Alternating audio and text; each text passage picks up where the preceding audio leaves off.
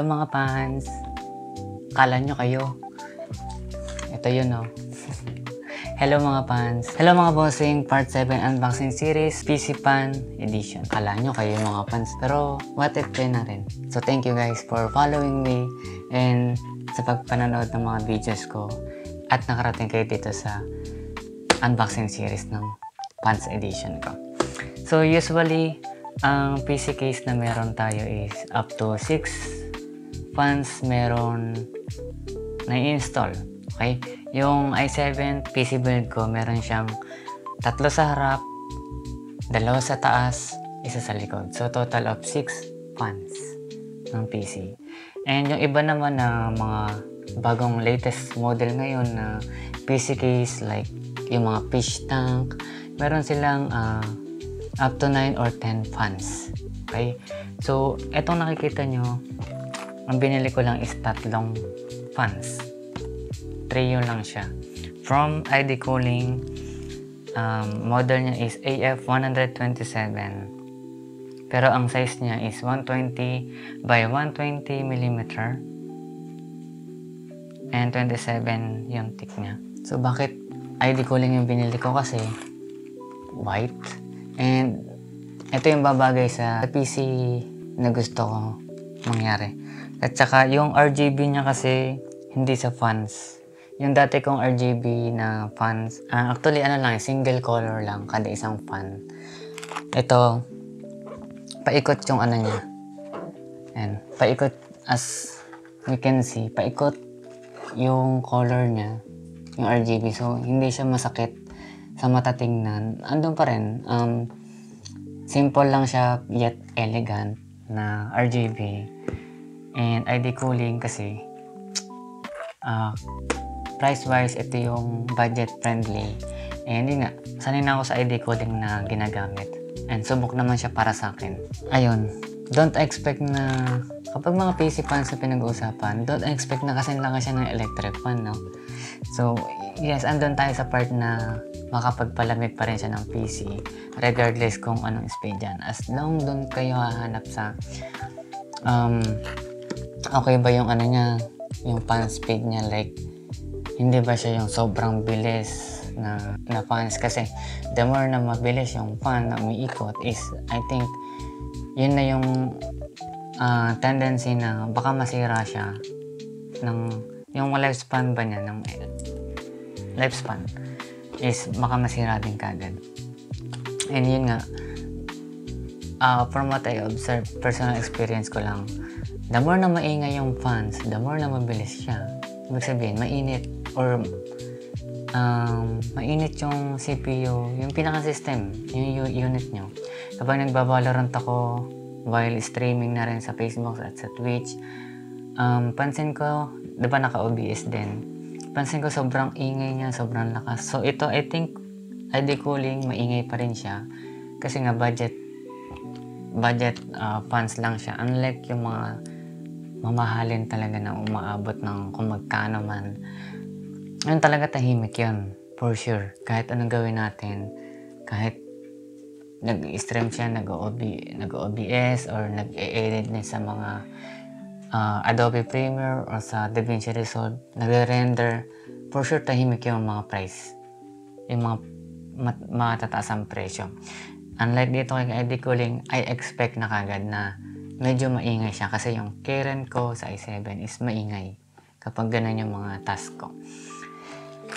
Pero so far, wala akong masasabi sa kanya na ibang cons kasi do matibay, do maingay, and budget friendly. Ayun lang ang masasabi ko sa kanya. So again, for RGB, depende na sa inyo kung gusto niyo ng flashy RGB, kuhanin niyo yung ibang version. Pero for me, ito na sa akin, white build na gilid lang yung RGB niya, diba?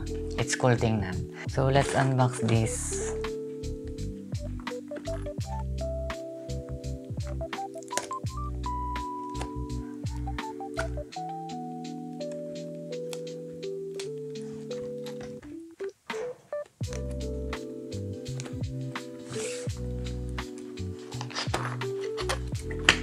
This is the ID Cooling AF127 version. ARGB. So, ang dami niyang pako. Dami niyang pako. Tornilyo. Magagamit natin yan, guys. At syempre, pag pinagpapawisan ka na mag-install. Ayan. And of course, meron kang 3 fans. Number 1 fan, second fan, third fan.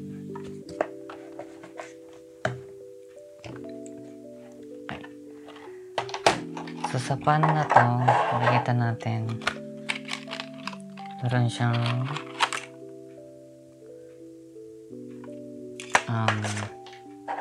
I think 5V or 5 volts kasi nga ARGB siya. So close natin, baka maputol. Okay, so 3 pins. Ayun, it's for ayun, ay mag-focus pero 3 pins. So let's close. Ay, baka gusto nyo makita yung ano. Ayan, halatang hindi siya ayan.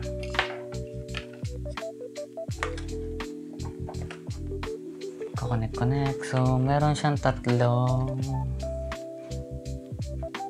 pala, sorry. Ayan, yung mga connector. So papuntang PSU, papuntang kapwa kapwa fans. Ayan, sa motherboard. So ito yun, guys. Dahil hindi nga natin matetest out ng unboxing, ito yung mga niya, strip lights. Ayan, yung mga ilaw sa gilid for sure. And ito yung sinasabi ko kanina na paikot yung ilaw niya. So hindi siya hindi siya naka-reverse fan. So expect na kung ang build niya is possible ito yung makita. So ayan. So ganun din yung ibang fans. Hindi ko natatanggalin. Baka maputol pa. So ayan ang laman. Yun lang. So take a screenshot nyo na lang kung gusto nyo ma-order din to, or click nyo na lang yung link na nandyan para madiretso na kagad kaysa kung saan ko siya binili. So kung gusto nyo makita yung pinakang build nito, yung pinakang kulay, pinaka-itsura kapag gumagana na, is follow nyo ako. Okay? And tingnan nyo na rin yung mga videos ko na sa playlist, and abangan nyo yung PC build ko. And mache-check nyo yan sa profile ko kapag buo na yung PC build natin. So huwag kalimutan mag-follow, mag-subscribe para makita yung mga PC build ko, mga videos ko pa na i-upload.